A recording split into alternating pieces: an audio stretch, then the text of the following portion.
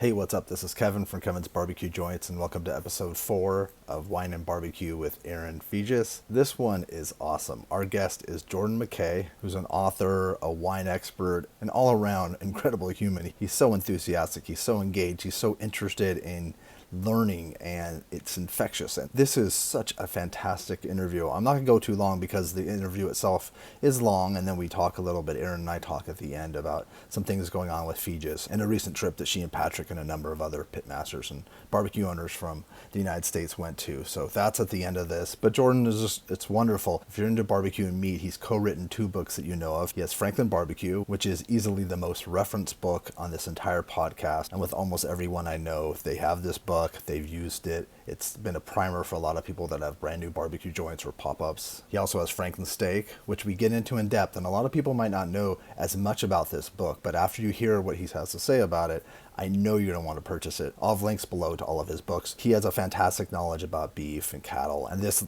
discussion during the interview is killer. He also wrote The Secrets of the Sommelier with Rajat Parr. Rajat Parr is like the Erin Franklin of barbecue. The two of them are at the top of their field, and so he wrote that book with him. And he also has the Sommelier's Atlas of Taste, which was recommended to me by Erin as I'm trying to gain more knowledge in the wine world. So I'll cut this off right now. Erin and I can't thank Jordan enough for taking the time, sharing the stories. He goes way back in his life and his career and his path, and it's just outstanding. So make sure you do give him a follow too, because he has an incredible journey ahead of him. He also too, I don't want to forget, he talks about a new book that he and Erin are coming out with next year called Franklin Smoke, which I had no idea about.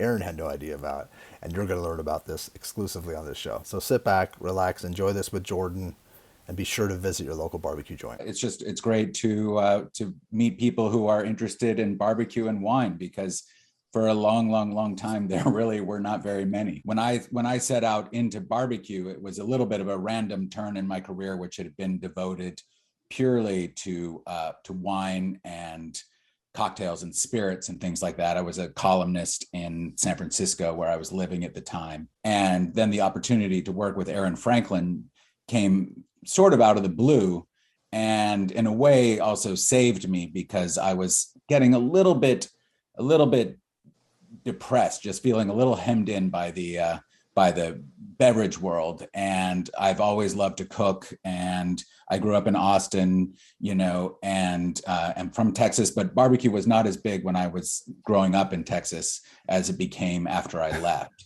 I saw that whole thing change, but anyway, it really kind of saved my life in a way, because I was literally like lying on the couch, just wondering what I'm going to do. I wasn't feeling the whole social media explosion. I'm still not very good at that.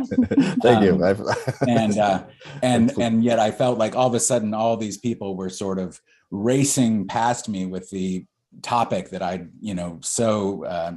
so deeply and, heartfeltedly covered for so long. And I didn't know how to keep up. And then Erin Franklin came along, and that really changed things for me. But I wasn't a barbecue expert by any means when that started. And in fact, my first few days to work on that first book with him, Franklin Barbecue. Oh, sorry, I have a loud cat. She's old. I think she's agreeing. She's deaf. And I really had very little knowledge, and he sort of assumed, I think, that I had more. I guess we'll just go into this if you were going to ask the background. So just before Franklin, and how I got a little bit on his map and on the map of our agent, David Hale Smith, who lives in Dallas. I had actually started. I didn't know. Yes, I didn't realize the connection, but I know David. I found out last night when I was reading an article. Oh, really? Okay, there you go. I'm sure we know many people in common, Erin, because I know a bunch of people on the Houston wine scene as well, of course.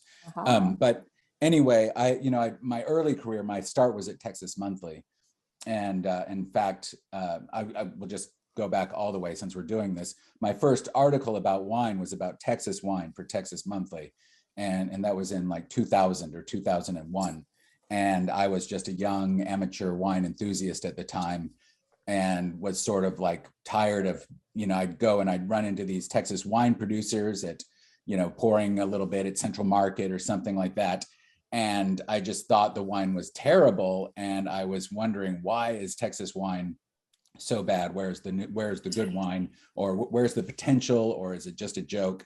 And so Bernie, sorry, our cat's name is Fernet Branca. Let me close the door. That's hilarious. That's so funny. Anyway. And our dog's name is Brisket, so there's a theme. There you go.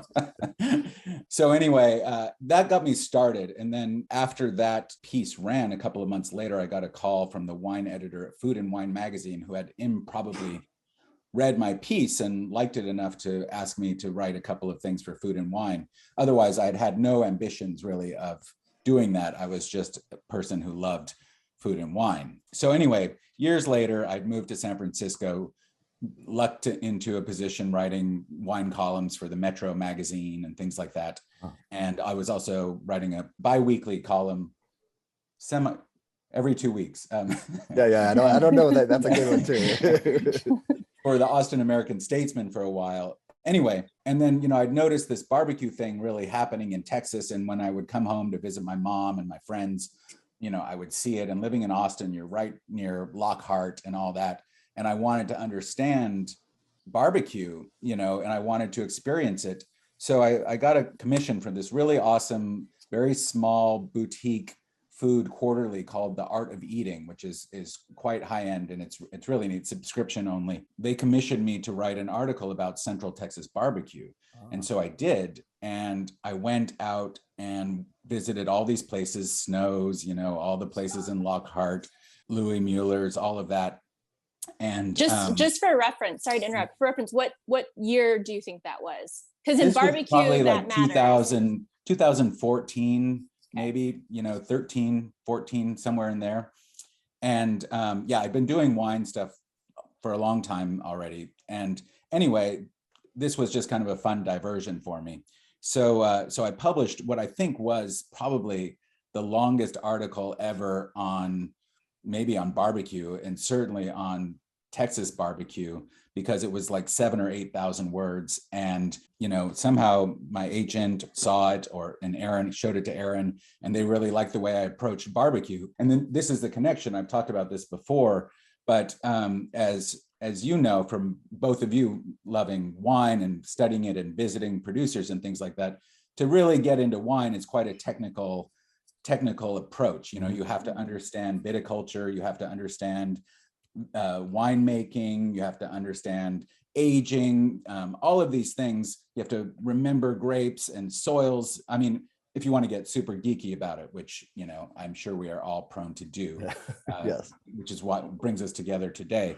But anyway, so I realized later that that's how Erin Franklin, approaches barbecue. And I think that's why he was interested in my article, because I approached barbecue like I approached wine, and in a kind of scientific way, not just saying, oh, this is good, this is tender, but why is it that way? And then I think that was just kind of in a group with a number of food writers. We're starting to approach food in general like that.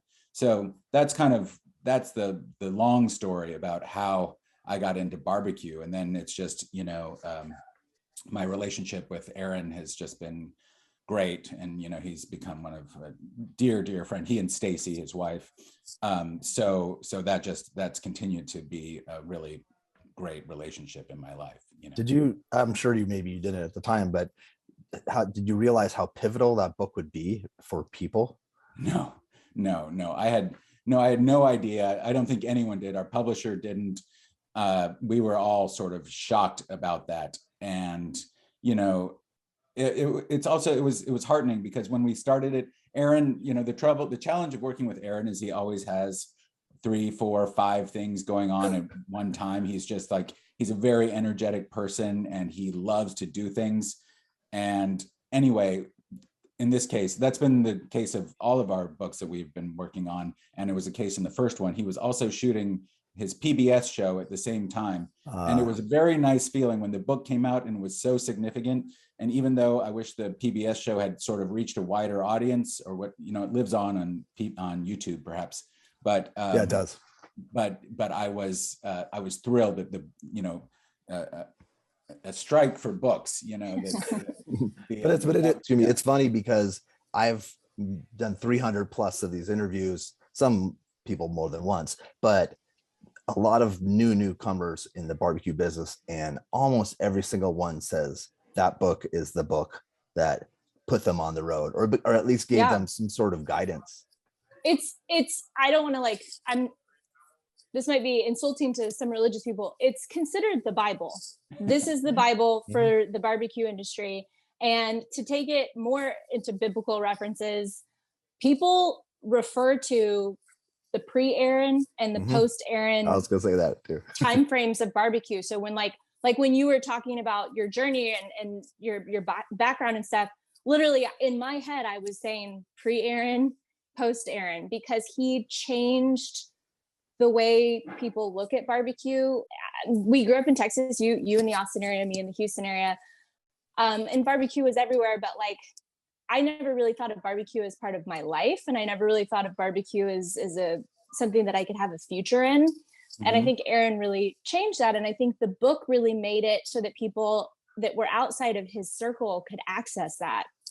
And he's so analytical. I mean, you just have a conversation with him, and once you get past like all the puns and, bad jokes, it's just this really analytical guy who, if he wasn't in barbecue and doing something else, he would have that same approach to how he did that thing. Like, he wants to understand the mechanics of it, the science. It's just, it's such a great base point, I think, for people that want to get into barbecue. And people always ask us like, hey, we have Erin Franklin's book, what else should we get? And we're like, that's it. Well, that's all you need for Texas style really barbecue. Cool. It's really cool that and I agree with you. And it's really interesting because growing up in Texas too, yes, we had barbecue places in Austin. There weren't very many, and there weren't that good. But barbecue was something that was really very average. And I mostly remember it, being brought out in big, foil pans for like family reunions or soccer team parties, and you would just have this sweet, very cardboard like brisket. And even if you went out, as we learned, going out to Lockhart, those places are really cool, but they weren't, their style was not really that different than what you were getting, which was largely coming from ovens at the time, even in Austin. And, I think going back and looking at it, Erin really changed it. He wasn't, and it's amazing that the power of deliciousness and really, really well-cooked barbecue, that alone can affect such change. I think Snow's was out there doing it even before Erin, but out in Lexington, very small town, only open one day a week, is sort of it's a different animal. But Texas Monthly ran that article, or was the New Yorker, someone ran that article on Snow's way back, and that was like the revelation. But then the fact that Erin figured it out for himself. I don't even know if he'd been to Snow's, and was doing it in downtown Austin, every single day. That's the thing, is like, to make really, really awesome barbecue one day a week is fantastic. And out of a trailer too. But out of a trailer, and then out of a restaurant, largely by himself. The maniacal attention to detail and energy and your work ethic to do that 6 days a week, is astounding. But also, when you mentioned flavor is the reason why you do what you do, right? And why you're so hyper focused on wine and spirits and food, right? Yeah. And that's why you've chosen this path, right? You wouldn't be on this path if it wasn't because food was and the spirits, and that was all introduced to you at a younger age. Oh, absolutely. And and then just also even at a very young age, I've talked about before, written about how I got interested in wine and drinks by reading James Bond books when I was 10 years old, the old novels by Ian Fleming, dining. And I loved dining scenes. I just always had a great, I loved flavor, but also I'm a tourist. So I loved, luxury and expansiveness, and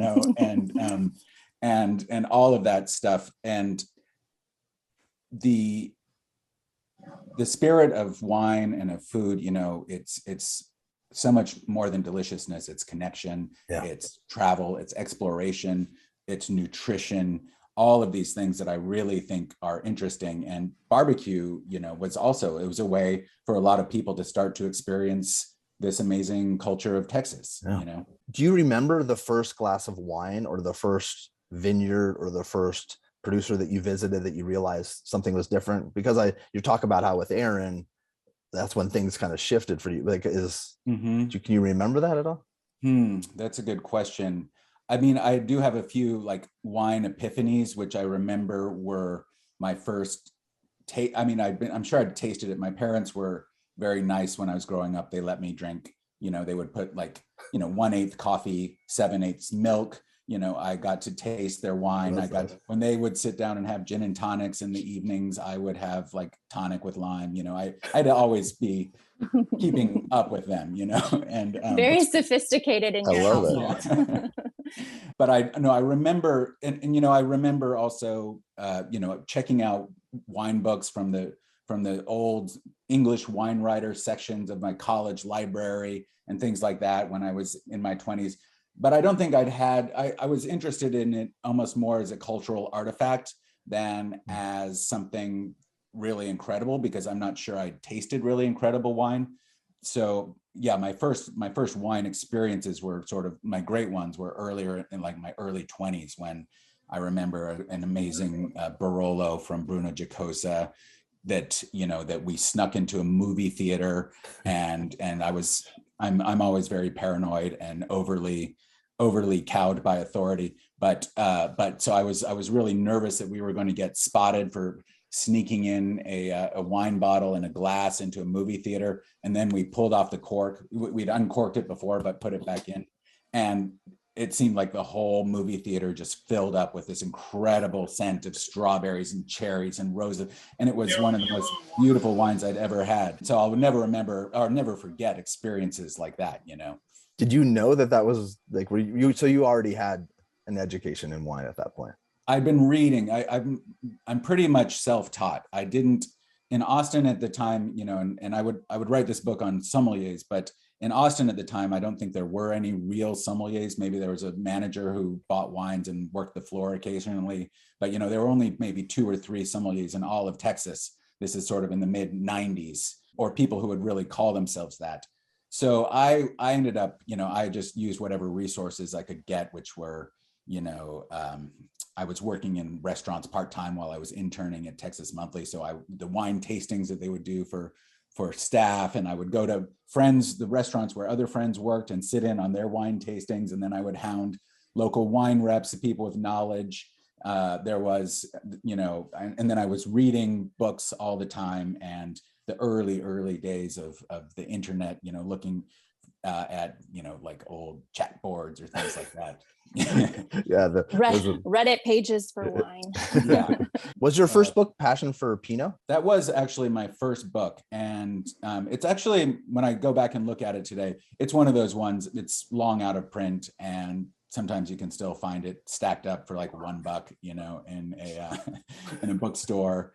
One of those rare things called bookstores. But yeah, we're not sure. Yeah, that was my first one, and that really came out also when I was sort of at a place in my career where I said, oh, you know, I've been writing for magazines. I need to break through and do something else. And I had this opportunity with these 2 photographers who were in love with Pinot, and one was based in Oregon and one was based in California, and they loved my writing. So they approached me to kind of put a book-length essay about Pinot Noir to their photographs. So that's how that one came out. Okay. Well, and I want to let you know that spell check changed it to Pinto, so it says Passion for Pinto on my notes. Just so also so appropriate for this, appropriate. Yeah, I know, that's what I was like yeah. Which is like what? Why is this? But, okay, so that was wine with Pinto, you know. How did you get your connection with Raj then? Was that was your next book, right? Yeah. So you know, that came through being in San Francisco, and yeah, there you go. And then our first book was Secrets of the Sommeliers, and that one, so I'll just briefly tell this story. Yeah. When I first got into Austin or into San Francisco, and I lived there for about a year, and early on in that, I had the chance to become the columnist for this sort of younger skewing Metro magazine called 7 by 7. And I had a really great food editor there. And she proposed this story called Sommelier Confidential, which was going to be the wine take on Anthony Bourdain's Kitchen Confidential, which was like the sort of the backstories, the things that you don't want to, they don't want to tell you, or they don't want you to know in the wine world of restaurants. And so I didn't, having just come from Texas, not really knowing very much about what sommeliers were, not knowing many people in the wine world in San Francisco yet, I did ask one person, the one person I did know, I asked her to give me 3 names of people that would be good sources for this article. And so I diligently called them up. And in 1 week, I went and met with all of them. One was the very famous master sommelier, Larry Stone, who had a restaurant at the time called Rubicon, which was considered the great wine restaurant of America, basically, at least on the West Coast. And then the other person was Rajat Par, and then he was wine director for the Michael Mina, a new restaurant there. And then the other was a young woman named Christy Dufault. And I went and visited all 3 of those people during the same week. And the irony, or the great coincidence, is that I ended up marrying Christy. She was wine director at a place called Gary Danko. Larry Stone performed our wedding ceremony, and Rajat was there savoring a magnum of Bollinger as we walked up the aisle, and then I would end up working with him for, decades to come. So that's how the movie ends. It didn't end, but that's wow. That's amazing. So that was like the week that kind of changed my life the first time, and then it was meeting Erin that changed my life. So those were what year was it that you were doing that article? That was about 2003. Was that supposed to be, was that going to be a book, or was it something that was going to be a piece?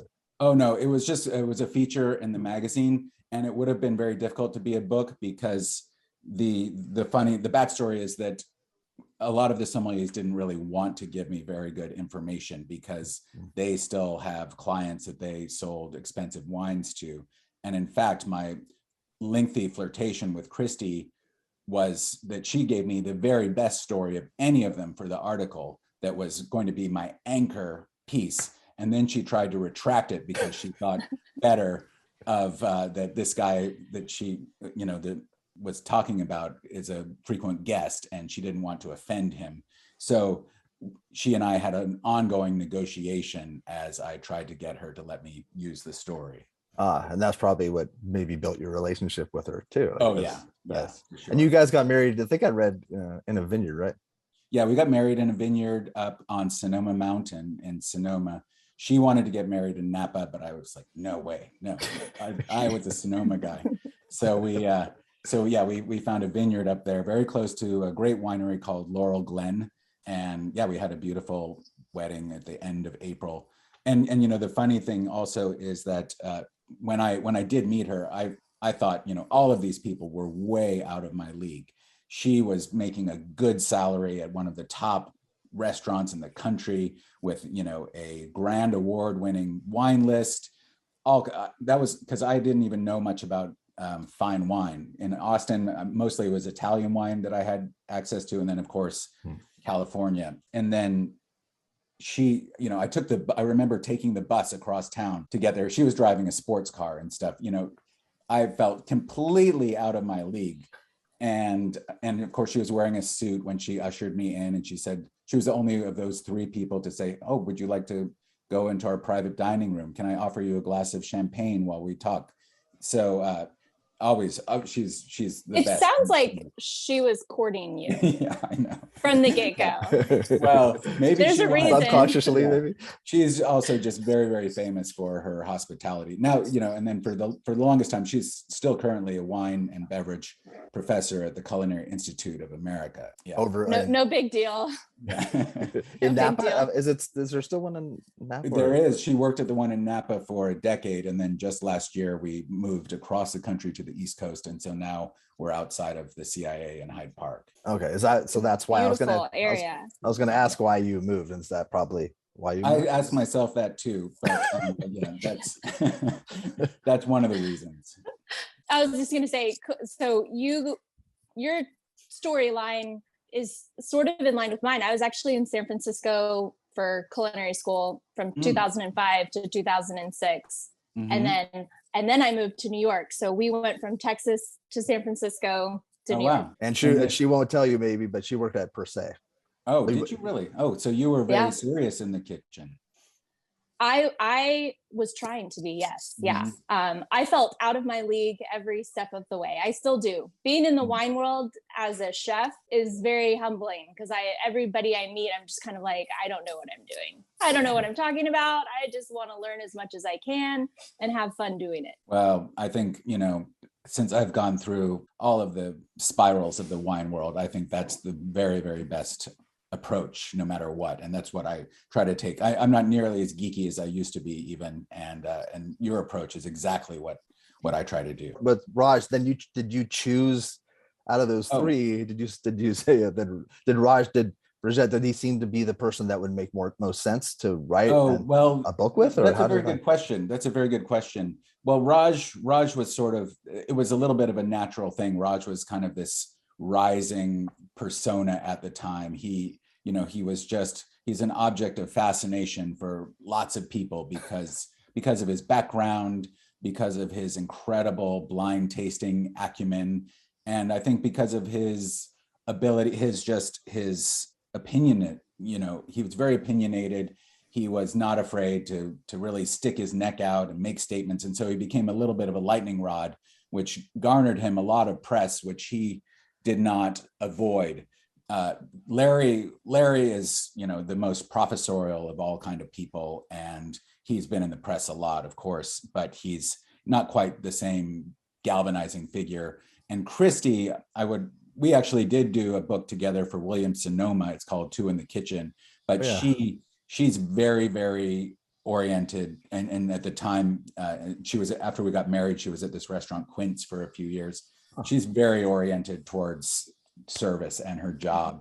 So she's never actually sought any sort of limelight. When you describe his palate and the way that he has probably the most refined, like he could, it's mind-boggling how you described Raj.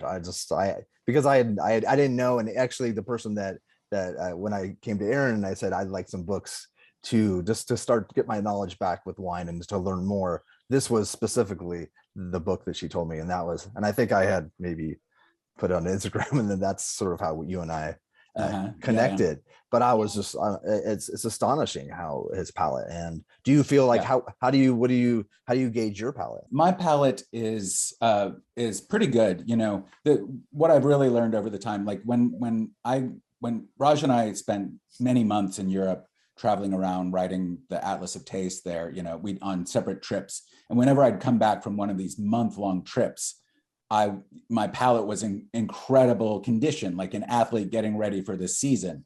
I was nailing blind tastings and very good, not quite at Raj's level, but certainly I think just tasting wine constantly and really thinking about it and keeping your palate fit is really helpful. So you can train yourself up, but not quite to Raj's level, which, getting vineyards and vintages like he does all the time is really impressive. And I've described it as almost like his he speaks a different language of wine in a way. It's like that, that when he tastes, it must be a deeper connection than even I can get, And that's interesting that you've worked with both he and Erin Franklin. There's two different. No, it is. And, but also I will say this, Raj, no one, or very few people in the world have tasted more wine and more of these same wines more times than Raj has. He was a true maniac who for years and years traveled all around all the time tasting. And he got the opportunity because once he developed his reputation, everywhere he'd go, people would bring him a taste of this. People, see him across a restaurant and walk and ask the waiter to give him a little taste of whatever they were drinking. And all the time and all over the place. And he would visit the domains, and So he, he really, really had this incredible library of wines mentally with which to draw on for blind tasting. One thing about Raj that I think is so great, like if you're our generation and you're into wine, you know who Raj is. And he's so talented, so special, but he's so accessible. Like when you meet him, and he's very social, he's out there all the time. I mean, he's at wine events, he visits, cities and gets himself out there, and he's so accessible. And so it really starts to make it feel like you can attach yourself to that a little bit and learn from him. And I think that's what's so special about him, is that he's this super talented enigma of a person. But if you want to have a conversation with him and he's in the room, you probably can. And that's great. Yeah, I'm so glad you pointed that out, because it's really true. And, you can even say similar things about Erin Franklin. He is not quite as accessible these days as Raj tends to be, but the food and barbecue world is also dwarfs the wine world. And so, he has to protect his little personal space a little bit more. But, as far as, and Raj is the same way. Yeah, he loves to meet people. He's so open. He loves to help people. And Erin also is incredibly generous with his time and his expertise. One question that I want to make sure that we don't forget is, what would your criteria be for putting together a wine list for a barbecue joint? Oh, wow. Well, it's a really good question, and I'm glad. I would love to have this conversation. And Erin, and I do want to hear your approach and what you've been doing, because barbecue and wine, of course, I've written articles about it for this and that. It's always a subject that comes up, and yet there are very few barbecue places that had any sort of ambitious approach to wine, or even ambitious is probably too big a word, even any approach to wine whatsoever. I remember it's the Pecan Lodge that's in Dallas. Yeah. That was one of the first places I went to that had some sort of more serious, not serious wines, but wine selections with some intention, I felt, But I think, it's a tough question.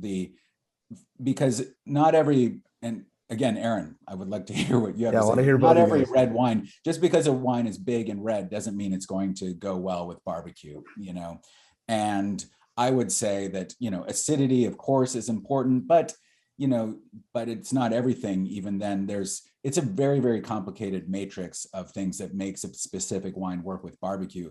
And then even beyond that, I would think now more that, that the kind of smoking you're doing, the kind of wood you're using, and the temperatures, all of that can really, really affect. So it's very difficult to say exactly. I think hopefully more barbecue people will get into wine, and they will really know their own meats and their own sides and things like that, and be able to hone in on what works well there. But I think, the last time, just not too long ago, I smoked a pork shoulder with a friend, and we had it's not even the wine I drink very often, but it was a Chateauneuf du Pape that was from Pégao, Domaine de Pégao, which is, one of the great legendary houses.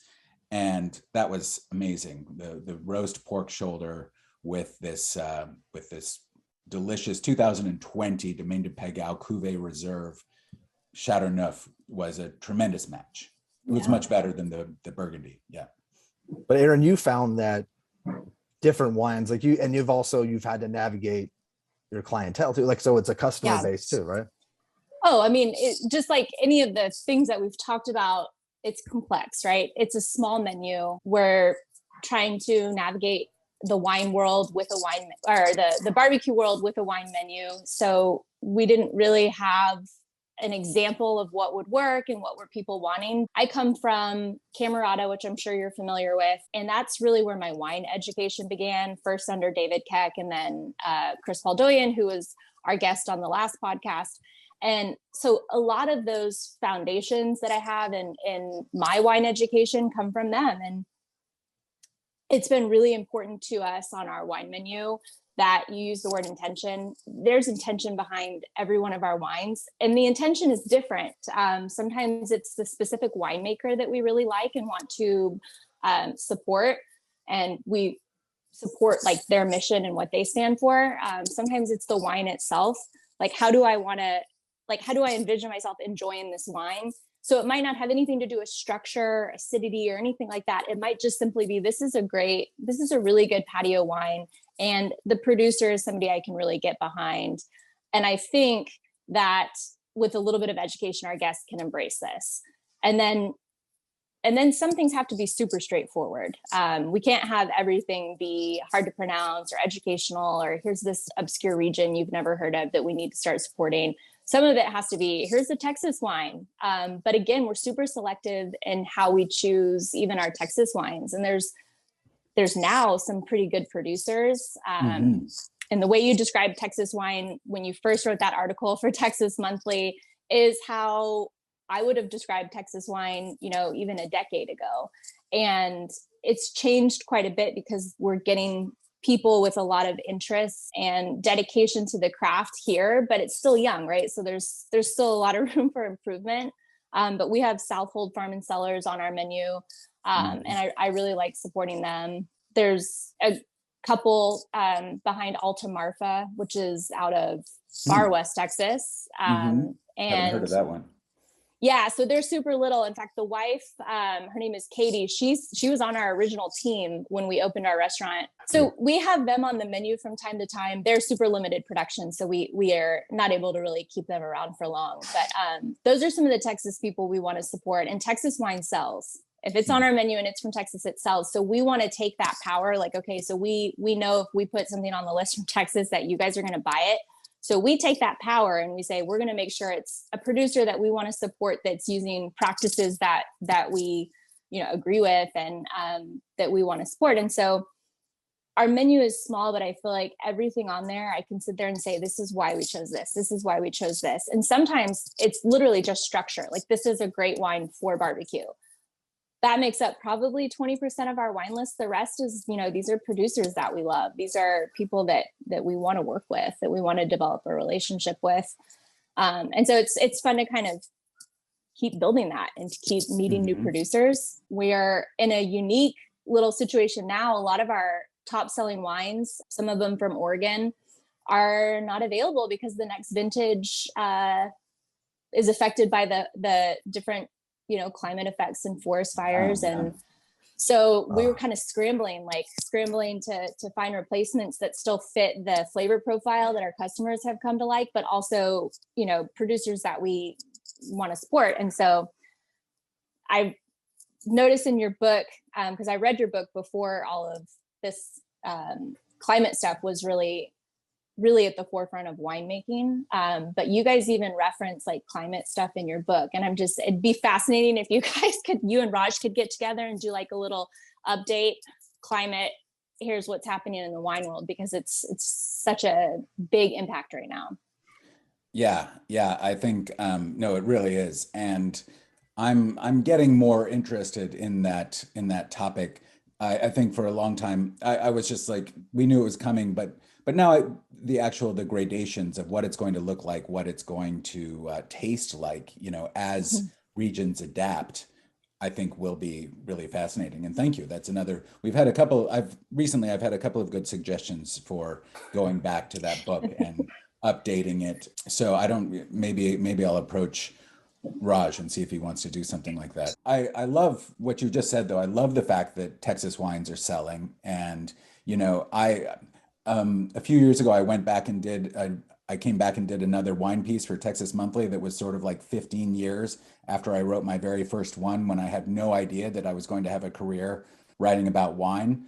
I came back and kind of explored the changes in Texas wine. I read that last night. Yeah, and it was a really fun piece because I looked both at producers. I looked up some of the ones I wrote about originally, but then I also went to, I'd been going to TexSom for a number of years, which would have been unimaginable 15 years earlier when that Texas would host the nation's premier sommelier convention and all of that. But I certainly have discovered a lot of, quite good, at least very, very palatable wines from Texas. And, you know, red, white, and rosé. I personally think that Texas has a great future in rosé. I think that would be it's a natural, you know, that you could make in Texas pretty well without much manipulation, and also happens to be often very, you know, flexible with any food, but especially what might come on a barbecue platter. You know, you can always just pop a bottle of cold rosé and it's going to work.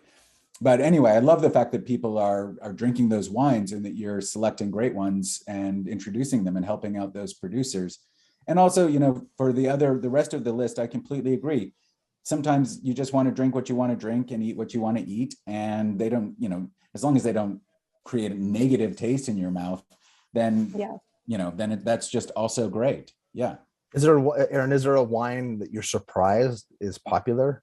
So actually, one of the wines that I have for us to talk about today is it's a wine from a small region in northern Spain called Chocolate, and it's in the Basque Country. I thought that it would be hard to sell simply because it's such a foreign way to read, the way the letters of the language are even put X's together. And Z's and And I'm like, people are going to look at that on the menu, and it's just going to be so prohibitive. They're going to look at it and say, I can't say it. I'm not going to buy it. And even our staff, I can't say it. I'm not going to try to sell it because, you know, our staff, we don't have wine professionals. We have hired these are barbecue people running a register. So the wine education factor plays into a lot of our decisions as well when we're trying to pick our selections.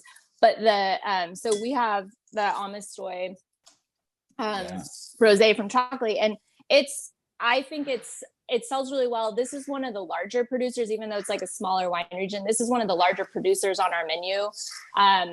I really like Resabal, which is another producer in the region, smaller, more family oriented. We work with a small number of distributors, and so we're somewhat limited. I can't just say, hey, I want this one wine and it magically appears. But we showed the Perón to our staff early on, and I think that makes it kind of fun and interesting. But it's a good Houston wine. It's so enjoyable on a hot day. It's light bodied, it's young, it's meant to be consumed quickly. And so I think it really does well with the barbecue format because it's fun and interesting. But just from a wine, like if you were to take all the fun gimmicky stuff out of it and you just looked at it as a wine, it's actually like a really fun barbecue wine. I pulled this just because I saw that Jordan Salcido was in your book.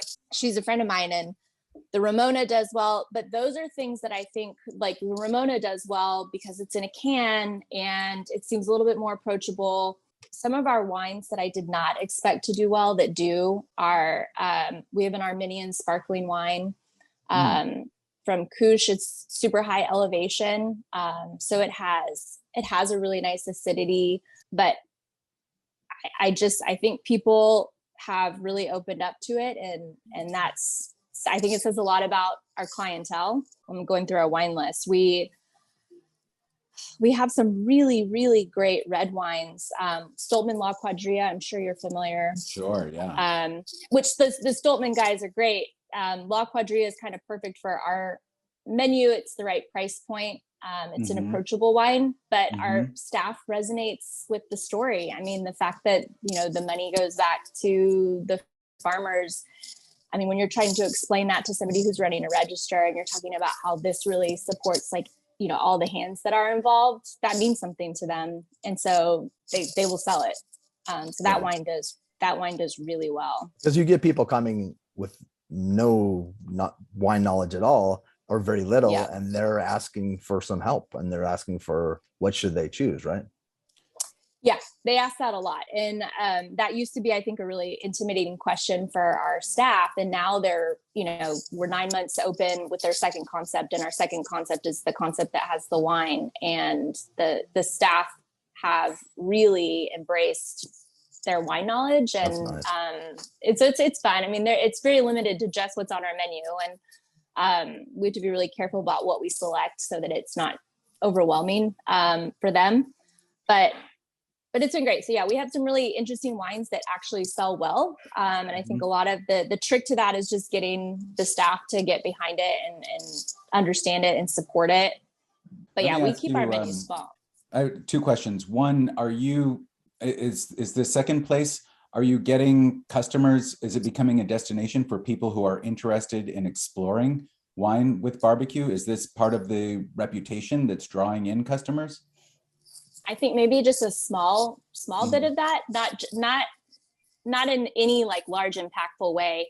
Right. We have a lot of people that come in and will order wine with their barbecue. So when I just walk into the dining room and the dining room is busy, I'll see wine glasses at a majority of the tables, and that is what I love. But when I ask my staff about, how are the interactions with the guests, I think for the most part, they're just looking at the menu saying, oh, there's wine. Okay. And then they, figure out which wine they're going to order. There are some people that come in specifically because they like our wine list and they'll come for happy hour. Sometimes they don't really eat barbecue.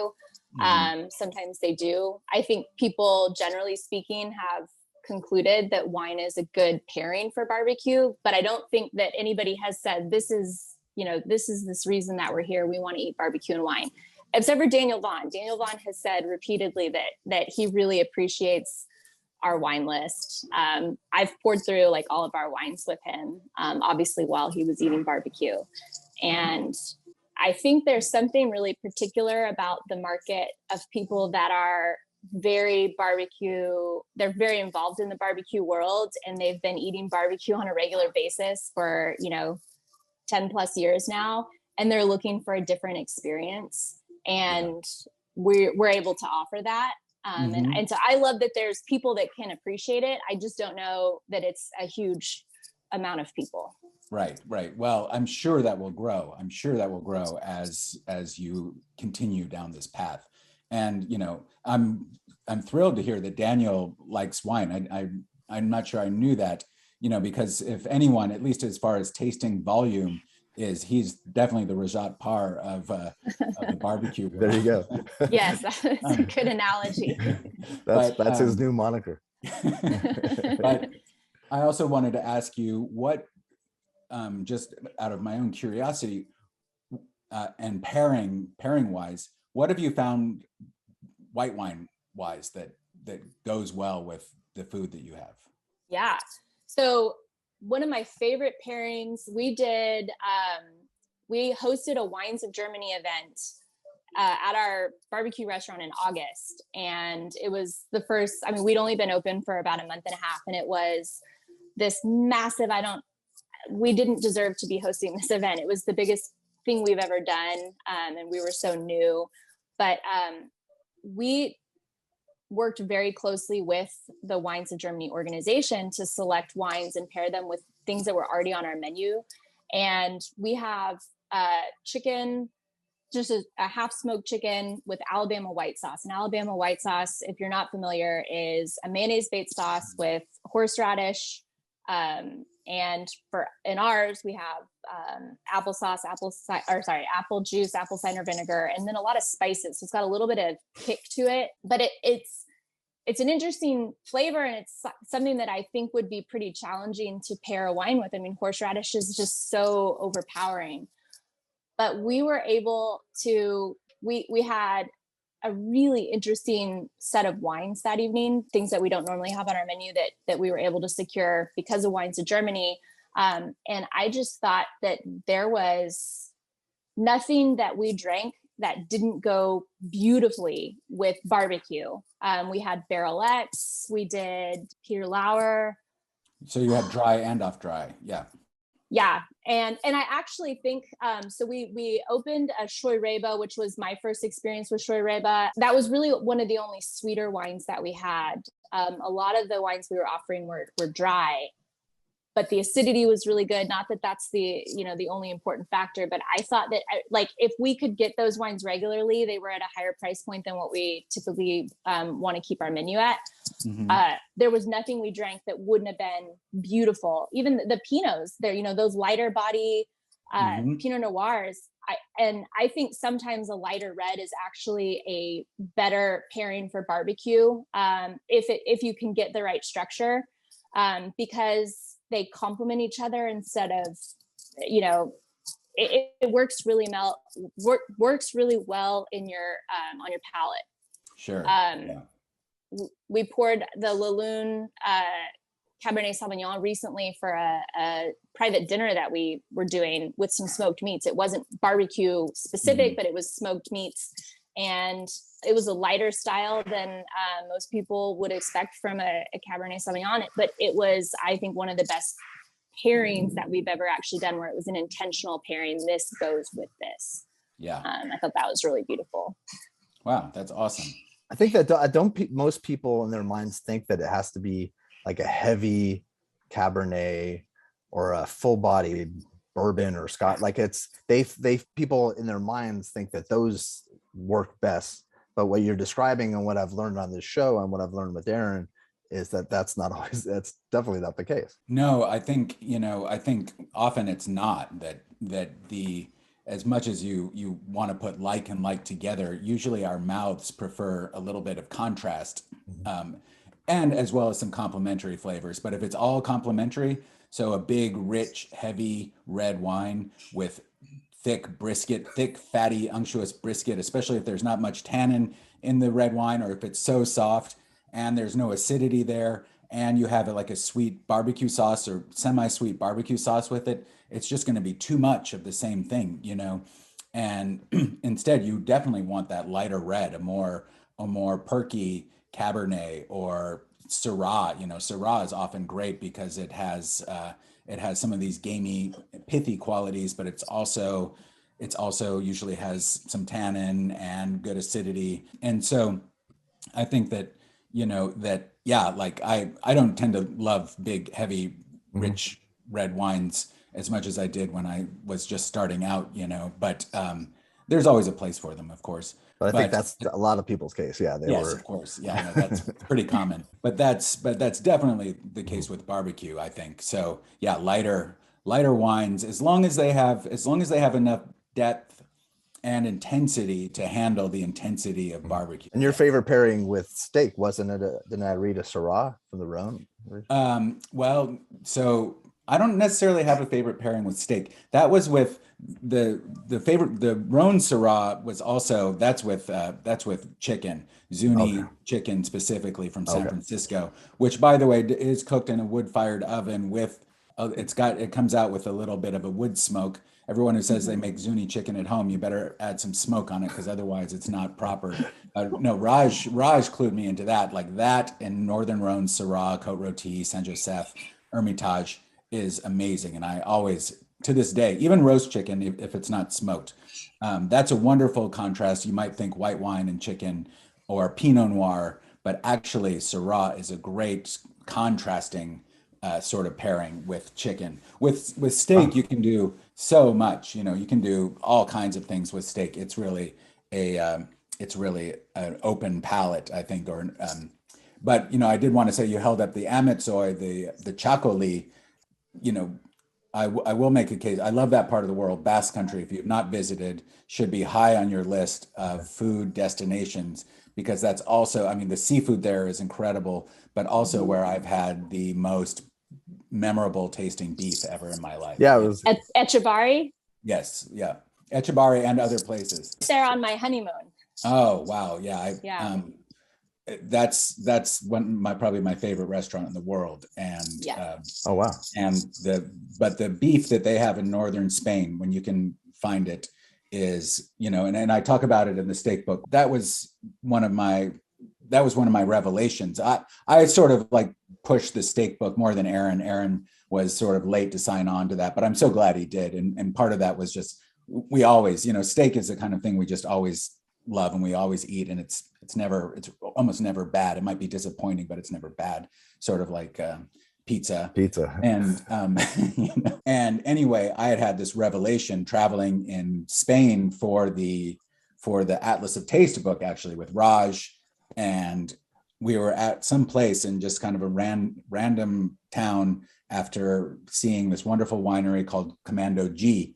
These three guys making incredible Grenache in the mountains outside of Madrid.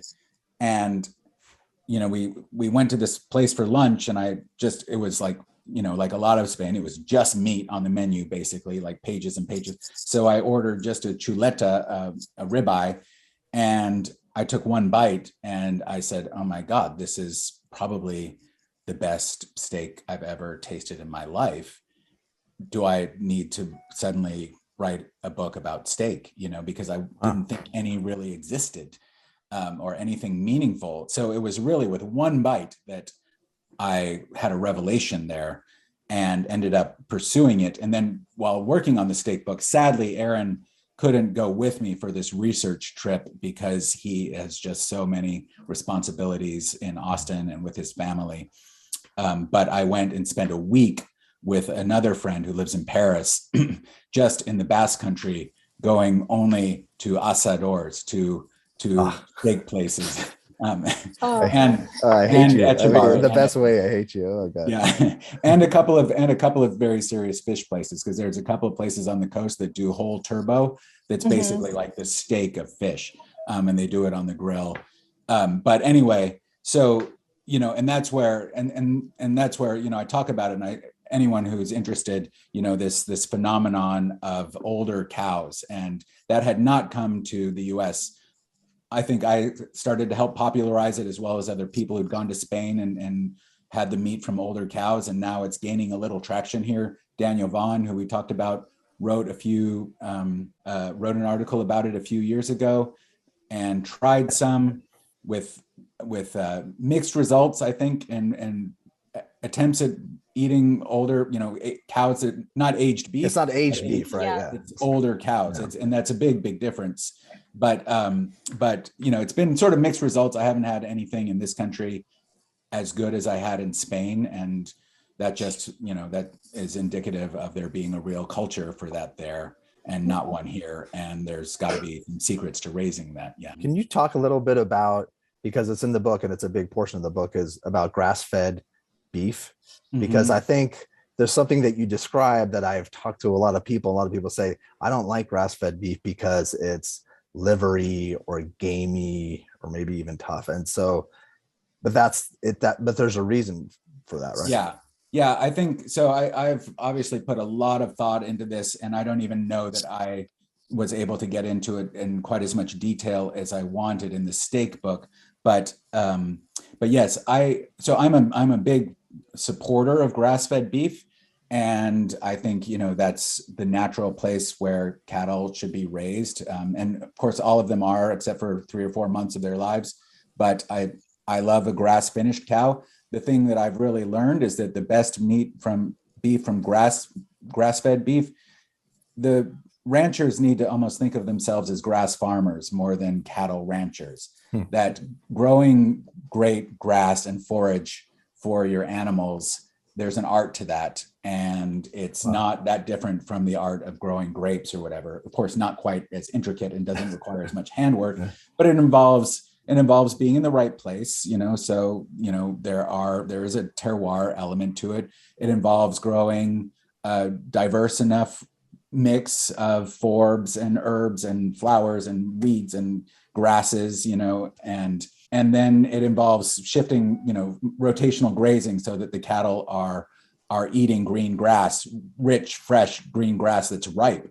And I learned from another book that grass when it's really ripe can be up at the Brix levels that people pick grapes at. The sugar content of grass can be up to 22, 23%. And so, yes, you can raise cattle that will receive prime grade, on grass if you do it right.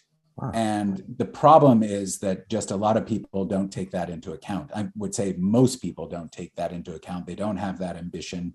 They aren't seeking to create great grass-fed beef, and they just put the cattle out there and let them graze. And often that's how cattle do damage to a landscape as well. So I think that maybe, that we just haven't quite gotten there in a lot of America yet as to the art of grass-fed beef, but I'm sure we'll get there. That's fascinating. Yeah. And also the last thing is the commitment is also greater because on today's schedule, like having a cow finished or steer finished in 16 months or something like that. That's a tremendous amount of growth that has to happen in a very short time. And on grass, the growth is not going to be as fast because there's not as many calories in the grass as there are in corn and grain for all of this time. And so truly it should take them another year or two, which would also allow the meat to become more flavorful, just like mutton is more flavorful than lamb, and for good or bad, some people don't like lamb flavor, but if you let that sheep get older, then you've got mutton and it's going to be a stronger lamb flavor. And the same would be true with grass-fed beef. So if people were able to keep them, let their cows get bigger, but keep them for an extra year or two and be on that cycle rather than on this short-term cycle of industrial beef, then I think that we could really start seeing some great results. I think this goes back to our value system as a country. The farmers, there's almost no incentive for them to do the grass-fed process because there's such a small margin on what they're doing to begin with. There's way too much risk. And as you increase the cost to raise a single head of cattle, you increase the risk substantially for them financially. And our government just doesn't really support that. And I think some of it's like consumer driven. So it's all cyclical. I don't know what comes first, but one thing certainly influences the other. And it's something that other countries have been able to avoid. But we're like so deep into it as like an ag community. I don't know how we get out. Right. No, it's really true. And, I'm a firm believer that cattle are actually good for the environment, as I'm sure you've read about how they build soil, but they have to be raised properly to do that. Yeah. And given the size of American ranches and we got into this whole thing about just letting cows go and graze, and they can, as I said before, they can really beat down a landscape by overgrazing in a spot rather than being driven around and allowing grass. That's regenerative ranching. It's doing that, but they can be a net positive for the world and provide great solar powered nutritious beef, if it's done right. We just have not collectively made a commitment. And that's changing. I've gone to some grass-fed conferences and things like that and talked to people and scientists, and there are more and more people becoming interested in this. And especially it can be shown to them that they can go carbon neutral. They can raise better, more nutritious beef that way, and actually even improve their bottom line. But they just have to make this change from their regular systems and rhythms. And as you said, change is really hard. Yeah. In just about everything. You talk a little bit about the flavor and marbling and how there's some science that might actually suggest that that fat might not actually be where the flavor is coming from. And I know that might segue into the age on the beef. But what did you discover when you were doing that research? That's, I really delved into that, and I sort of hit a few dead ends. I think fat is definitely part of the flavor, because I know when I render out beef tallow and things like that, which I do when I'm making bone stocks and things like that, and I end up, marrow bones, and I end up with really beautifully rendered tallow, which I cook with, or I melt a little bit to mix into the dog's food. And I can smell this incredibly gamey, high-pitched aromas of the beef tallow, which are both sort of alluring and somewhat off-putting sometimes too.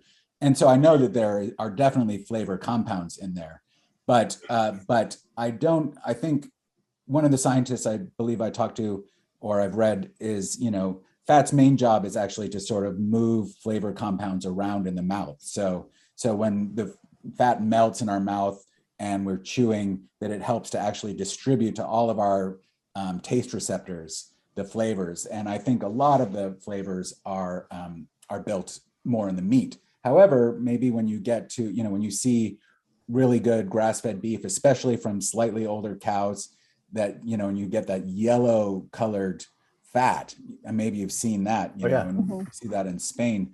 That's incredible. And that is from beta carotene and things like this that the animals have absorbed over time into their fat.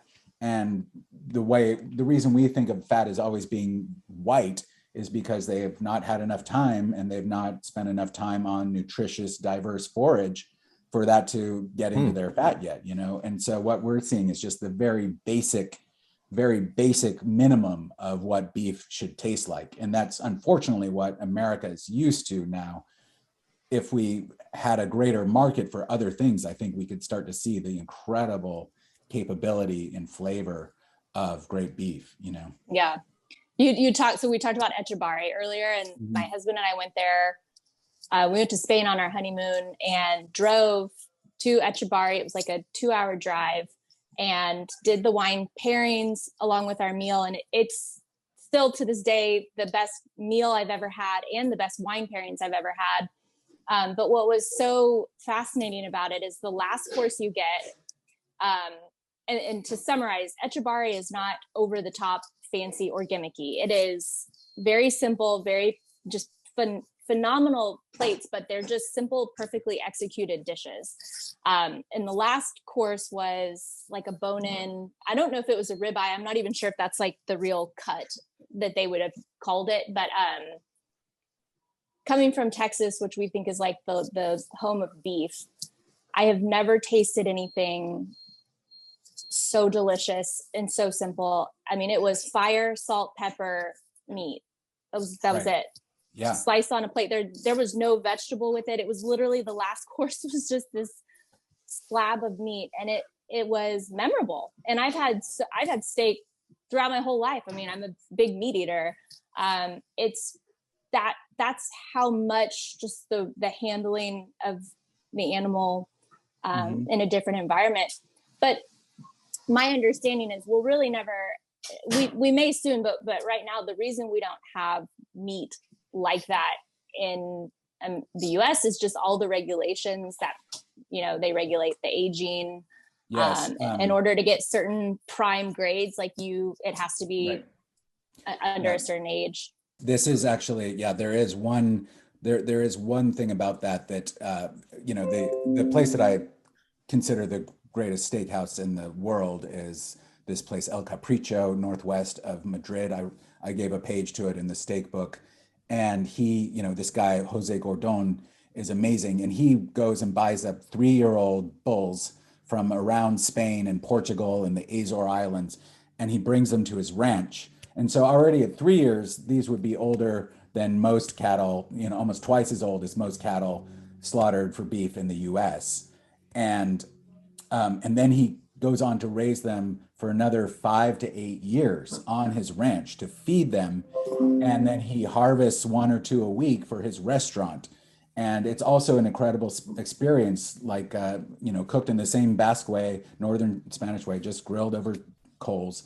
And anyway, the process of aging that, you know, is just, and letting the cattle get older is just so important. And I don't see that really happening here, but there are a few places you can seek it out. There's this, I mentioned them in the book, called Carter Country. They're up in Wyoming. They discovered that they have just been keeping these large herds, and many of the cattle there have gotten older. The beef that I've had from them doesn't quite get to Spanish level, but it's good. Are there any in the big cities? Can you think of any in? No, That's it's just sad.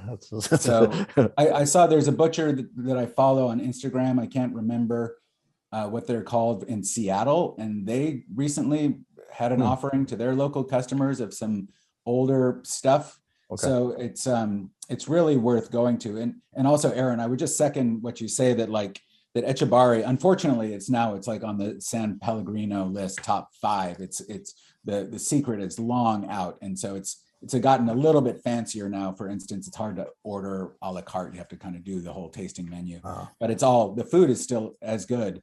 And all of that is really, really about his impeccable sourcing. And that's just, you know, that's the key to truly, truly elite food is in general. Yeah, in general. And I know we all believe that. And it's easier said than done, for sure. But you know, that's, if you want to go and taste every course where it's basically the thing itself in its peak, is that. And I would also just add, it's funny that it was such an inspiration, and his grilling, by the way, is like, it's so perfect and so precise and so delicate. It's, he's truly the greatest kind of person on the grill that I've ever sampled his food, and I've been there a few times.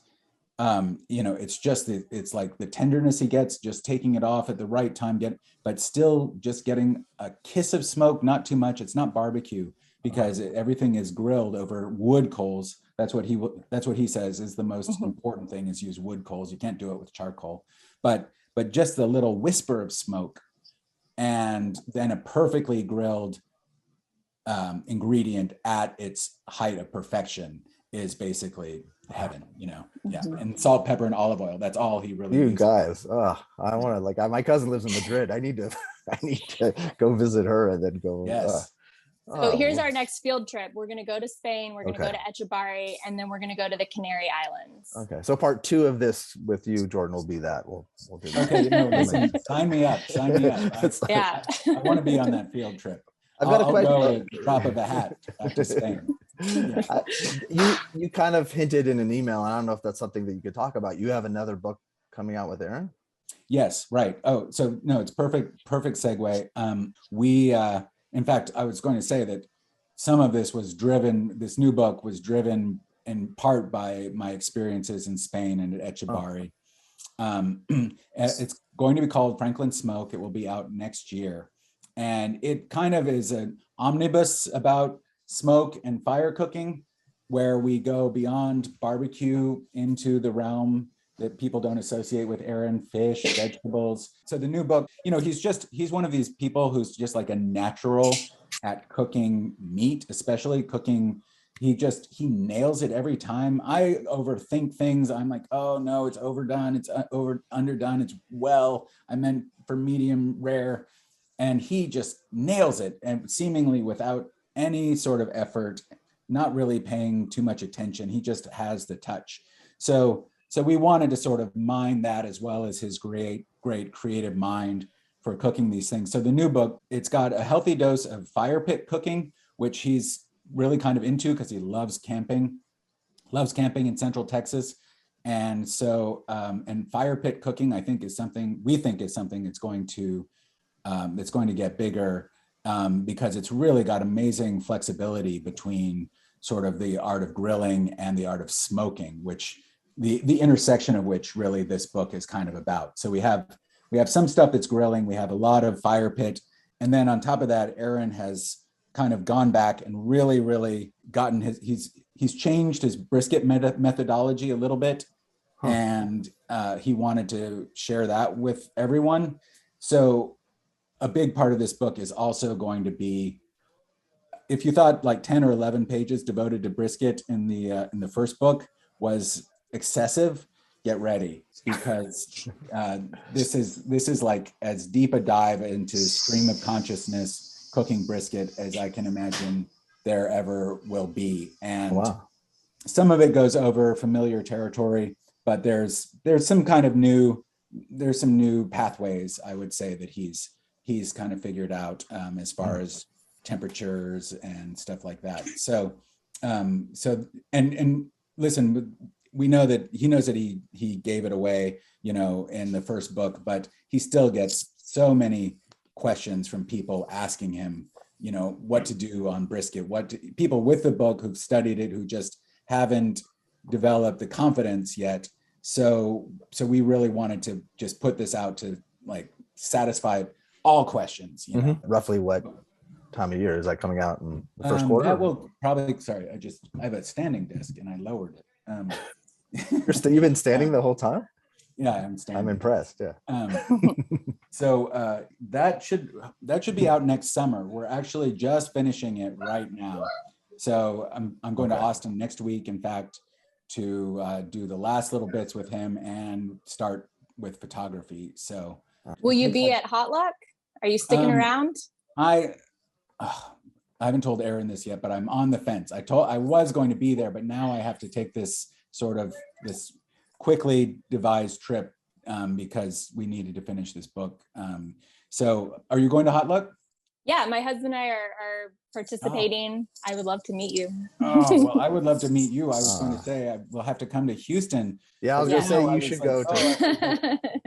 man, maybe I'm going to give up hot luck because I have to be back in Austin after that for more photography. I was like, you know what? I have a family too. How many times can I go to Austin in a month? But now that you're going to be there, now I wish you hadn't told me. We will have chances to meet each other, I'm sure. Okay. And Yes. also, Erin, I've been doing these tours, these barbecue joint and pit tours, and Erin did a tour of the Spring Branch location. She did a tour of both restaurants for my YouTube channel. So I'll send you a link to the Spring Branch just so you get an idea, because you've asked a couple questions about it, and I'll put a link below in the show notes for people. But so that way you can kind of get your mind's eye around what they have there. So it's really special, and it's a beautiful location. Erin, I'm so overdue a visit to Houston. You know, I have great friends, pretty much only in wine there, not in barbecue. But I'm dying to get down and check out, you know, all the restaurants. Everyone around the country talks about the Houston food scene, and I haven't had a chance to ever really explore that in any depth. And so it's very high on my list to get down there. And but who knows? I may still go to Hot Luck. We'll see. You know, it's a great time. And I have some other really close friends of mine who are, good friends from California are going this year too, which is a big incentive for me. Yeah, I'll meet you guys there next year. Yeah. I would love to go. I plan to be every year attendee for sure. That's great. Well, is there anything that we missed? And we could go on. This has been spectacular. We can go on for another hour and a half, 2 hours easily. But I wanted to, our listeners or viewers, who knows what their attention span. But I think this one, for sure, I would be, if I was a viewer, I'd be watching this the whole way through. This has been spectacular. Yeah. It's been. We were very excited to speak with you, but I didn't know how great this would be. So thank you, Jordan, so much for sharing all that. And that was just wonderful. Well, I'm really big. It's so nice to meet both of you electronically. And I'm a big supporter of what you're doing. And I think it's great. And anyway, you bring such a nice attitude, and you have great background knowledge. So I think this is going to be a big success. And thank you for having me on. I'm really, really honored. And it's my great pleasure. And let's just plan on doing it again next year when Franklin Smoke comes out. You know. Yeah, I was thinking that same thing. Yeah, and love that. And so I don't think there's going to be a wine section in that, but we'll have a lot more cooking to talk about. Excellent. That sounds great. Well, just so you know, the honor is all ours.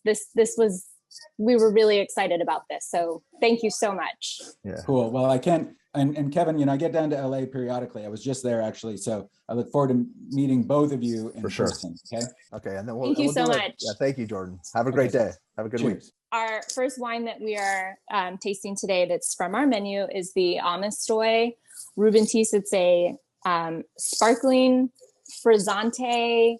So it's got effervescence in it. It is not sparkling. It just has like this tiny little touch of effervescence of carbonation. Yeah, it's fruit. Yeah, so you can see the bubbles. So delicate.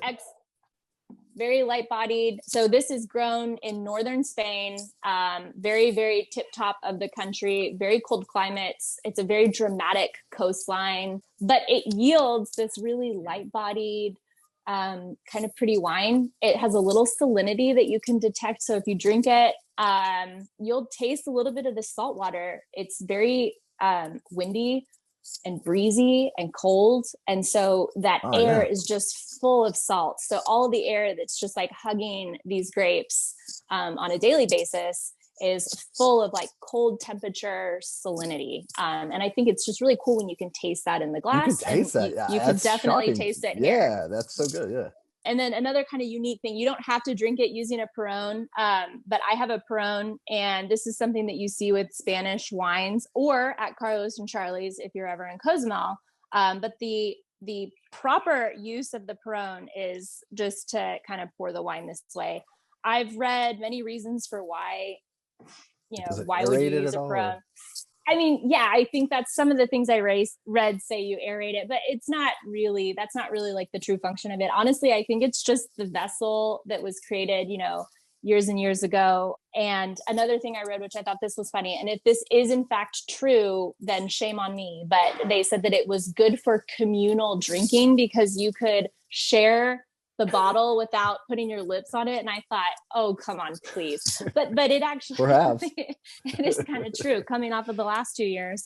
But yeah, it's a beautiful wine. And like a really interesting fact about the area where this is from, the ground type is called Fleisch, and it's sedimentary rock that is basically just piled on top of each other. So it looks like pancakes of rock, vertical. And that certainly lends some of the terroir to the way this wine is going to taste in your mouth. But what it also did was created the perfect backdrop for Game of Thrones Dragonstone. So the last couple seasons of Game of Thrones, when they're filming more at Dragonstone, so this is for Game of Thrones nerds, including myself, that is all filmed like 100 yards. I might be exaggerating a little bit, from where this winery is. I mean, it is a stone's throw to where this winery is, and it's that super dramatic coastline. So when I said that earlier, now you know what I mean. It is a very dramatic coastline. There's so much about it that's unique to the area, but it's beautiful. Beautiful. What are you in your mind pairing this with? I mean, this is a barbecue tray wine. Like if you come in and order a platter of barbecue, I would recommend this any day, particularly if it's a warm day and you want to sit on the patio. This is a really, really nice wine. It's young. It's meant to be young. When we were in northern Spain visiting the wineries, a lot of them were putting our wine glass under the aging steel and just pouring directly unfiltered into our wine glass because that's the preferred way to drink it. Obviously they have to bottle it in order to export it. But otherwise I think they would prefer that you just walk up and just like open the cask and pull from there. It's meant to be young. You should not sit on this wine. Don't age this wine. Drink it now. So come to Feges Barbecue and drink this wine now. Are you guys pouring it that way, or is that just for this? We have that as an option, but for the most part, we're selling it by the glass and by the bottle, and you can always request a Perón. We are very happy to get you the Perón and have you drink it the way it was intended to be consumed. Oh my God. No, this is really good. And you could taste that. I could on my tongue, I can tell the salinity. That's amazing. Yeah. It's different than anything I've ever had, but it's so easy to drink, and especially lots of good fruit on it. There's like some fruitiness. Right. Yeah. This is these podcasts are really, really good for you. It's the perfect breakfast wine is what I'm telling people. But no, it's an any time of day wine. No, 8:30 a.m., 8:30 p.m. You can drink this wine. Yeah. Can you pronounce it again? So it's Amestoy. And this is from Chacolina. Chacolina, 2 words that I'll never remember. Or Chacoli. That's the region in northern Spain in the Basque Country. And then, so the next wine, we're just going to take a hard turn. We're going to pivot, whole different part of the world. We are going to talk a little bit about our Grafito Cab Franc. This is from 2018. It's a wine from Argentina. And I think this is the biggest wine we have on our list in terms of full-bodied, bold flavor. Okay. But in reality, it's not a huge wine by any stretch. It's just our list definitely, I lean towards some of the lighter styles of reds as a preference with barbecue. So this is the biggest, most full-bodied wine we have on our list. It is Cab Franc. It's got a really, really nice kind of spice element to it, raspberry notes. Oh, yeah. I think it's an amazing, it's just a really well-made wine. I love the wine. It is a female wine producer, in case anybody was wondering, why did we select this Grafito Cab Franc? Aside from it being a great great wine and a good wine with barbecue, it is a phenomenal winemaker named Jimena Lopez. And she has a lot of influence and pull and is pioneering a lot in the Argentinian winemaking realm. And I think she is producing a really beautiful wine. I like that and even it's more. Very easy to drink. Yeah. So when somebody comes in and says they want something full bodied, this is what we pour, and we have converted a lot of people to this. Yeah. You know what's interesting, and I maybe correct me if I'm wrong, but Cabernet Franc, isn't that a lot of people blend with that, right? Yeah, it's a good blend. I mean, there's on its own. I've always loved it on its own, but I always felt like when I see blends, they'll blend it, and I'm like, why are they blending it when? I mean, there's a lot of reasons why you blend some grapes. Some grapes are really are best interpreted when blended. That makes sense. Some grapes are good on their own, good blended, good. However, it just depends on like the regional specs. Like a lot of Bordeaux wines have a little bit of Cab Franc in them. Okay. But Cab Franc on his own is also, it's a varietal wine. Loire Valley Cab Francs are lovely, tend to be a little bit more light bodied. But I think that's because it's like a new generation of winemakers. So that's the style that they're going for. But obviously Cab Franc can yield something with a little bit more, flavor and boldness. But yeah, this one, I absolutely love this wine. It's 100% Cab Franc. So good. Yeah. Yeah. It's really good wine. Yeah. And both the wines, and it seems like this is sort of a repeat of the wines that we've talked about. They're good on their own. Like it's not, you're not creating a wine list that just works with barbecue or just with your food. You're actually creating wines that work if someone came in just to get a glass of wine or wanted to sit in the patio and have a glass of wine with a friend and talk. That's nice. Yeah. Yep. And this and the Almasoy are OG. Those were on our list from the very beginning. We've had availability issues with both, but they are now back, which is why I wanted to talk about them today. So for a little while we couldn't get the Almasoy, but we have, the 2021 vintage now. So that's back, and hopefully we've got it for at least the next 9 months until we run out again. And then the Graffito is back. So you can rely on its availability on our wine menu. And people can get it just, if this is their first time watching this, they can get it by the glass or they can get it a full bottle. Yes. And they could also get a bottle to go, right? Yes, you can get it by the glass, by the bottle, or we do retail. Those are wonderful. I wanted to make sure that we did talk about, you and Patrick just got back from the certified beef. Is that what's called? Certified Angus beef? Certified Angus beef barbecue summit. Barbecue summit. Okay. Can you talk about that a little bit? Yeah, it was a blast. We got back really late last night. And so we spent 3 days in Wooster, Ohio, which is where the Certified Angus beef headquarters are. And full disclosure, we don't use Certified Angus beef. We have nothing against it. It's just not the choice that we have right now. And so we use a prime beef, but I think that made it even more interesting to go visit them. They did not seem concerned that we weren't currently using their product. I think they wanted us to be up there. There were a mix of people, it was all barbecue people, but there were a mix of people that were current partners and then people like us that were not partners. I learned a ton about the ranching industry and the cattle industry, which made it so much fun to know that we were going to have Jordan on as our guest today, because we were able to talk about, steak and meat, and he's obviously very researched on it and has opinions which I think are fantastic. But no, I learned so much. They're wonderful people. I think it's a wonderful company, and I hope we get invited back next year. And we got to hang out with like Evie Mays was there, Blue Oak Barbecue, Heim Barbecue. Some of those are their current partners. They were all there. I saw Arnis, but was Mallory there too? Mallory couldn't make it at the last minute, but his guy Joe, who's I think one of his pit masters, was there. But it was a good group. There were more people than that. That's who I can think of. Swig and Swine Barbecue with Anthony. Yeah. So it was a great group of people. It's just like the barbecue community continues to just keep me so invested in what we're doing, because I love the barbecue community. I love hanging out and getting together. And so it was really fun. We met a lot of new people. And a chance to really expand your horizon. Yes. I think the key takeaways from that trip were from like an explanation standpoint. They really, I think the point of it and why they had us all up there was really to show us how to utilize some of these other cuts of meat in ways that are more cost effective. Problem is, in Texas, it's like brisket, brisket, brisket. But we learned so much about things that we can do. And so you might see some cool stuff using other cuts in the future on our menu or in a private dinner or something.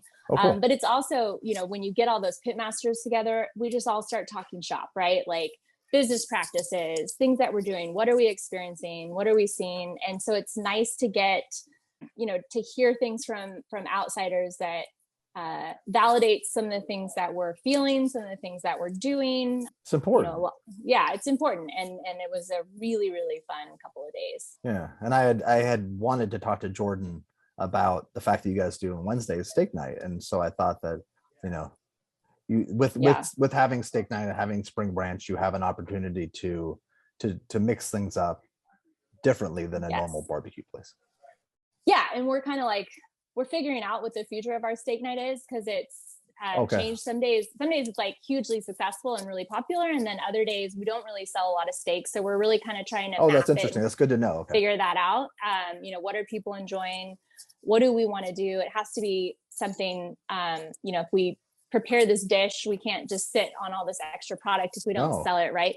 But I think we're introduced to a lot of really great ideas using some lesser known cuts of meat that will yield super tender, really like filet-like almost steaks. Not to say that filet is the best steak, but just that really tender bite. But a lot of people love filet, yes. Yeah, a lot of people love filet. And from cuts that are nowhere near the filet on the body, but also price-wise that are nowhere near the filet, like things that we can actually as a business afford to take a risk on. Because that's what steak night is. Steak night is a risk. Yeah. And so it's kind of exciting. Like Patrick and I are like just jotting all these notes down, kind of going back and forth, just talking about what we can do and what we want to play around with. That's cool. That's a great opportunity. And it's fun. And it's nice to be with, fellow restaurant owners. And that's cool. That's a cool trip. And it shows your dedication for this show that you got in really late last night. And I was up really late last night. And we both, for different reasons, and because, it's important. Anything for Wine and BBQ podcast. Exactly. And I wanted to say we should wrap this up because it's going to be almost a 2-hour show. But you guys do, I wanted to mention, even though we had talked about not mentioning, you do have ribs again at Greenway Plaza. And that was something that for the longest time you didn't have. And so I want people to know if they do, because, I love brisket and I love beef, but there's something special about having ribs. It's just kind of messy and fun. I can say this because I don't smoke any of the meats, so it's not arrogant. I think our ribs are phenomenal. I have nothing to do with them, so they look phenomenal. I can say that. I think our ribs are phenomenal, and we didn't do them. We did them originally at Greenway, but they were never really big sellers. And people would say, "Your ribs are so good," but I can't. I'm in my suit, and I'm going up to a meeting after this. Like nobody wanted to sit there with their hands and get messy. Totally understandable. So that was super exciting when we opened Spring Branch, that we were able to, really push ribs. Ribs are huge sellers here. And I think because we post pictures of trays with ribs and we have all the same followers, right? It's one social media account. Those Greenway people are like asking about them, hey, when are you guys going to do ribs here? And so we've started doing them, and they're selling really well, way better than they did before. And that's I think great. Also, people are dressing more casually to work. I mean, the pandemic's really changed I think we kind of talked about the formal nature of work. So they're dressed in more casual attire. They're willing to eat the ribs. We're selling ribs, and they're doing really well. Oh, that's great. And then in the tour, and I'll put a link below, you did a tour of Greenway for the barbecue and pit. What do we even call it now? Barbecue joint and pit tours. You have too many podcasts. It's I have too many things going on. I'm trying to diversify. I'm excited about so many different topics that I want to share with the world. But when you did the tour, you showed the burn ends, and it was the big red burn ends. Is that something that you have burn ends there a lot, or is that just kind of random special? Or? Yeah, when we do them at Greenway, they're more specials. But we have those all the time at Spring Branch. They originated at Greenway, obviously. Everything we do originates at Greenway. But they were a special and they were popular. And then I know they changed it up. So actually this coming week, they're doing like a mango habanero burn end over there. Cool. They have a lot of fun at Greenway with the burn end specials. And so I highly recommend that if Spring Branch is not the closer location and you're not intimidated by the parking, that you go to Greenway on Wednesdays and check out those burnt ends. That's the day we do that special. It changes up, but they put out some really awesome stuff. The Szechuan peppercorn burnt ends that they do are, I think, our most requested special. They want us to do them at both locations, and we'll pull the trigger at some point. But right now, it's just so special that it's there, and we like that. And that they created that. That's not Patrick and I. That's solely the team at Greenway being creative and coming up with that. Well, and if you're intimidated by the parking, you did an awesome tutorial in the video, like hands-on, real-time parking, which was awesome. That was so so unexpected, but it's really cool because it's difficult just to get your brain around how to do it, and then you showed it. So if people are curious, I'll put a link below to the parking, and I'll put maybe a timestamp so that people can see just parking, and maybe I'll promote that eventually, just the parking portion, just to help help people understand that. So then you do have burn ends every day at Spring Branch when you're open? Yeah, we do burn ends every day at Spring Branch. Do you mix those up or just a specific kind? Do you have a well, we're right now it's all the Big Red. I think that they might switch it over and not, but it will switch into another permanent burn end style. It's just, I think they're kind of trying to figure out what the next sauce is going to be. There's not many places that just have burn ends every day in Texas, are there? I don't know. I'm gonna do research now. That's good. I know in the past, no, but I don't know, because in the last couple of years, it could change. Yeah. We don't get out. We don't get out much. But I should know. But no, that. they sell really well. In fact, if they're not available, it's because they sold out already for the day. And we do a lunch cook and a dinner cook for the burn ends, just because we want to make sure we have them for dinner. But that doesn't mean that they won't sell out quickly. And you just order them by the pound? Yeah. Oh, cool. That's awesome. I guess, it would, I was thinking maybe like an order, like you would get an order of burnt ends, but then I guess you can get them by the pound. When we sell them by the pound. So quarter pound, half pound, full pound, 2 pounds. You can order as much as you would like. Gosh, I just more and more I hate that I live so far away. But this has been phenomenal. This has been great. There's a lot of topics we could talk about, but I think this is time to probably put it to a close, because it was so wonderful with Jordan, and can't thank him enough for stopping by the show. Yeah, that was amazing. That was wonderful. Well, have a great rest of your week, and then so I'll we probably should end this in the proper way. So Erin, I hope you have a good week, and look forward to next episode. This is fun. This has been a nice episode 4. Yes, thank you. It was so much fun. You guys have a good day.